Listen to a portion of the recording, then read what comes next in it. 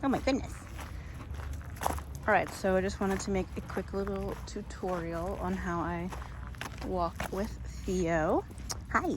So first off, I have him on a slip lead, and I have the slip lead part as high up on his neck as it will go, and I like it up there just because it's a little bit more of a sensitive area. When it slides down by his shoulders, he can kind of deal with much more pressure, so I want him responding to as little pressure as possible.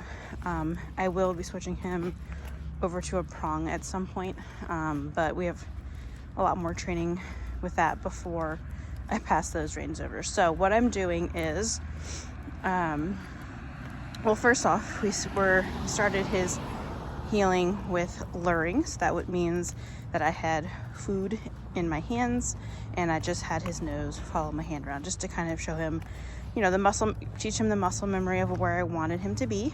And now we're switched over to rewards. So I want to give him his command, which is car pass. I use the command let's go to start walking.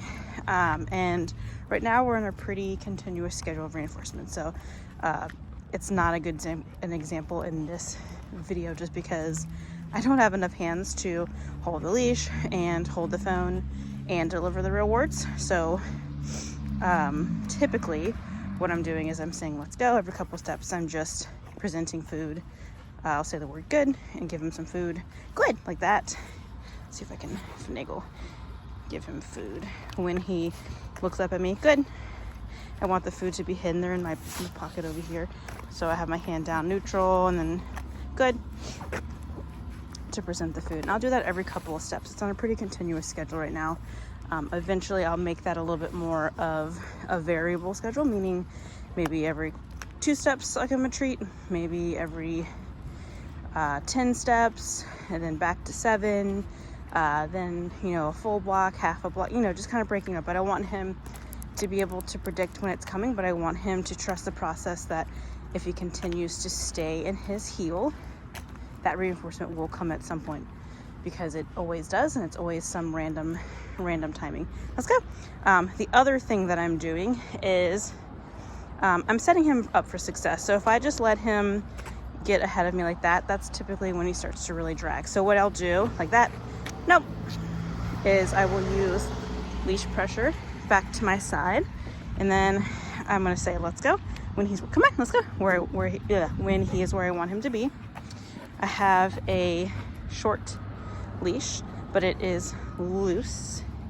It's kind of hard to tell because this leash is stiffer, but it's loose when he's where I want him to be. And then when he puts pressure into the leash to move out of position. So like right now he wants to go, hold on, let me let these cars pass. It's loud cars. When he wants to go over to the side over there. So when he does that, I'm just going to do a little bit of a pop up. Very good. And then tell him good when he fixes it. And at that point I would give him the reward. So it's just a light pop and release, and I'm doing it in an upwards, up and back fashion.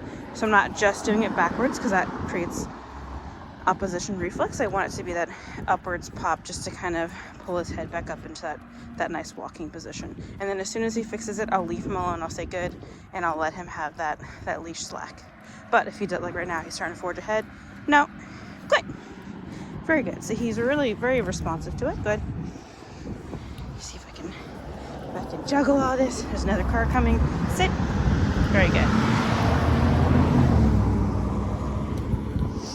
I'm trying to use my words more than my leash pressure because at some point I would like for that to be, let's go.